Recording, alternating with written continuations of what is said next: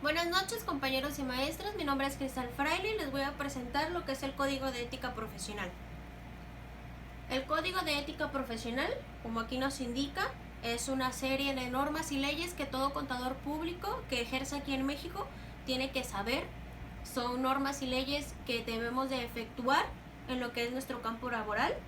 Nos hace mucho hincapié en lo que es la ética, ya que nosotros trabajamos con lo que son cuentas bancarias de personas morales o personas físicas o empresas. En este caso es lo que tenemos que saber y lo que tenemos que efectuar en nuestro campo laboral.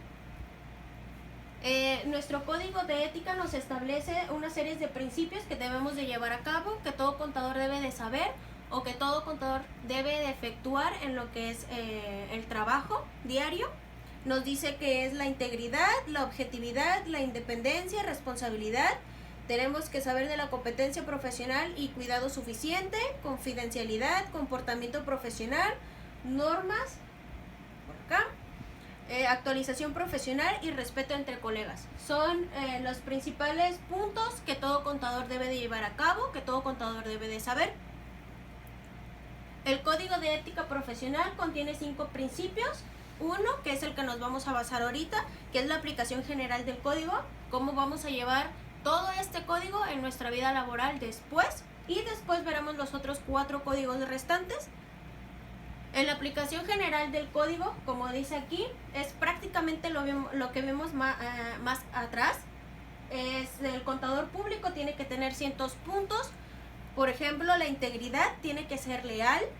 La objetividad tiene que ser imparcial. Por ejemplo, si tenemos 2 clientes o tenemos un cliente, no tener preferencias con uno, sino que ser objetivo y ser muy neutro. Tenemos que ser muy neutros.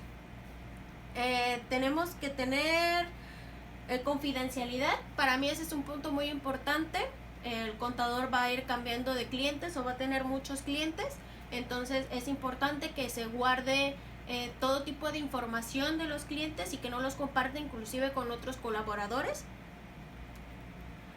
El contador público en la práctica independiente nos dice que el contador puede tener cualquier tipo de empleo, trabajo, sea en una fábrica, sea en algún lugar o con una persona, llevar sus cuentas bancarias, pero no debe de realizar ningún tipo o ejercer ningún tipo de cosa que pueda dañar lo que es la reputación de un contador. Tiene que seguir al pie de la letra de lo que es el código que llevamos aquí del contador. Entre el mismo código tenemos las amenazas y las salvaguardas.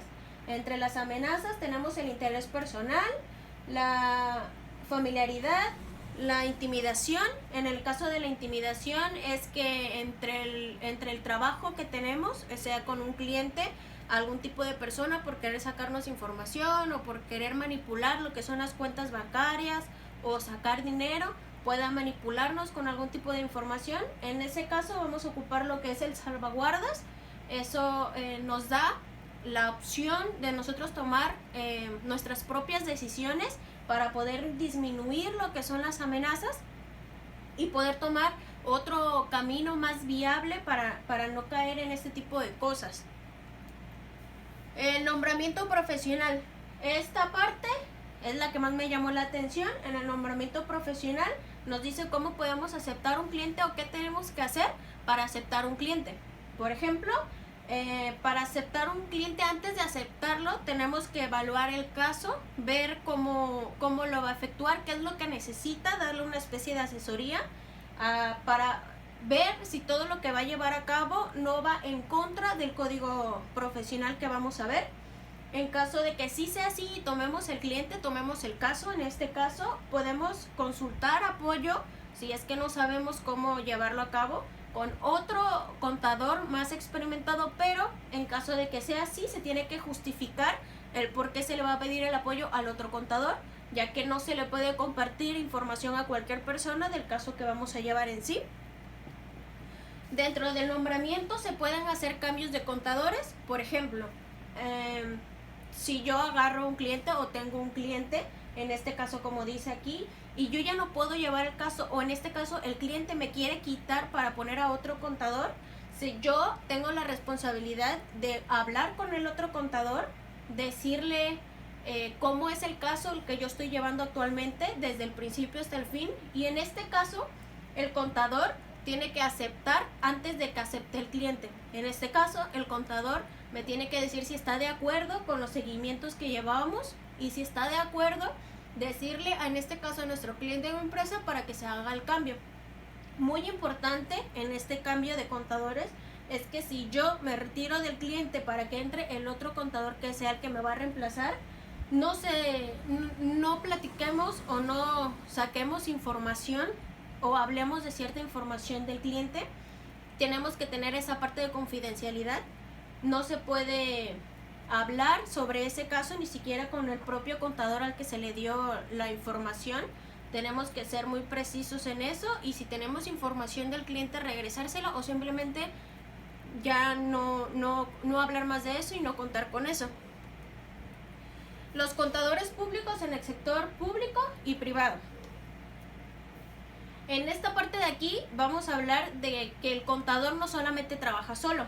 Aquí nos dice que el contador público y privado, sea en empresas o en trabajos más chicos, puede ser responsable de un asunto financiero, pero pueden ser 1, 2 o hasta 3 personas, 3 contadores que lleven el mismo caso financiero. Nos dice que puede ser no individualmente sino grupalmente, y todos tienen que confiar entre ellos para efectuar lo que es el trabajo financiero. Aquí nos dice, como anteriormente vimos, aquí nos dice lo que son las amenazas y ejemplos de las amenazas para prevenirlas. Nos dice que las amenazas que podemos tener son intereses personales, autorrevisión, abogar por un cliente, familiaridad y intimidación. En este caso se repite lo que es intimidación, familiaridad, intereses personales. Esto es para no caer en el mismo error. Intereses personales, que vayas a agarrar dinero que no es tuyo. Nosotros manejamos todo lo financiero, entonces ahí nos ponen hincapié de tener mucho cuidado en esa parte. Y en intimidación, de que igualmente alguien nos pueda amenazar o pedir información de nuestro cliente. Eso es algo que tenemos que tener mucho cuidado, y tenemos que aplicar lo que es el salvaguardas en este caso de este tema. Vamos a hablar de los incentivos. Ese es un tema que me llamó mucho la atención.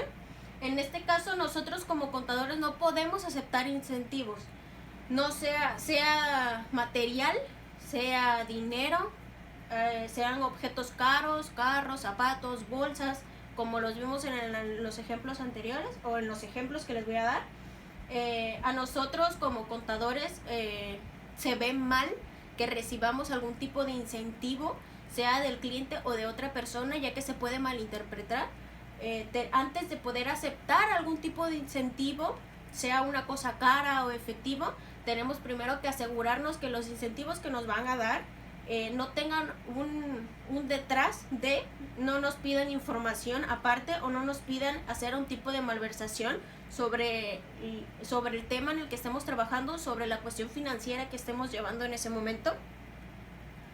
Y nos vamos a pasar a lo que son los contadores públicos en la docencia. Ese tema realmente es muy corto, pero está muy bien definido. Tenemos nada más lo que es la docencia en sí y las reglas que va sobre las docencias. El contador dice que el contador público puede dar clases, y sí, puede dar clases a los alumnos, mientras que el contador público se esté retroalimentando de las nuevas actualizaciones de los contadores, las nuevas reglas, se esté retroalimentando de los nuevos sucesos que están pasando. Esto es para que se lo transmita, en este caso, lo que es el alumno. Nos dice que eso es una de las importantes cosas que debe de hacer el maestro, y como reglas nos dice que tenemos que motivarlos, tenemos que darles incentivos, tenemos que premiarlos y motivarlos sobre los valores. Tenemos que inculcarle mucho sobre lo que son los valores, sobre lo que es la ética. Tenemos que enseñarle lo que es el amor al contador. Esto es para que desde jóvenes agarren el gusto por la profesión y puedan acoplarse más rápido a lo que es el reglamento sobre la ética profesional, para que después en el campo laboral se desenvuelvan correctamente. Y por último vamos a ver lo que son las sanciones. Prácticamente es lo que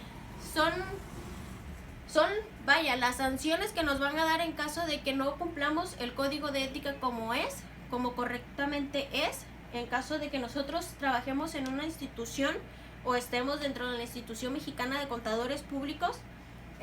A nosotros nos pueden sancionar dándonos de baja, nos pueden despedir, a nosotros nos pueden, según la gravedad de la falta, nos pueden amonestar pública y privadamente, y nos pueden inclusive demandar. Nos podemos ir a prisión por algún tipo de malversación que hagamos, por el simple hecho de no llevar al pie de la letra lo que es el código de ética. Brevemente de toda mi presentación, lo que a mí más me llamó la atención es que el código de ética te da más o menos o te define bien lo que tienes que hacer como contador, los beneficios que te da de contador, las ramas que te puede dar. No solamente es un tipo de contador y ya, te da varias ramificaciones, y obviamente te dice el lado malo de ser el contador, como las sanciones, lo que no tienes que hacer, cómo lo tienes que prevenir. Para mí fue de gran ayuda saber todo esto desde un principio y hacer una breve explicación. Me quedó más claro ahora lo que debería de hacer y lo que no. Y esta es mi presentación. Gracias.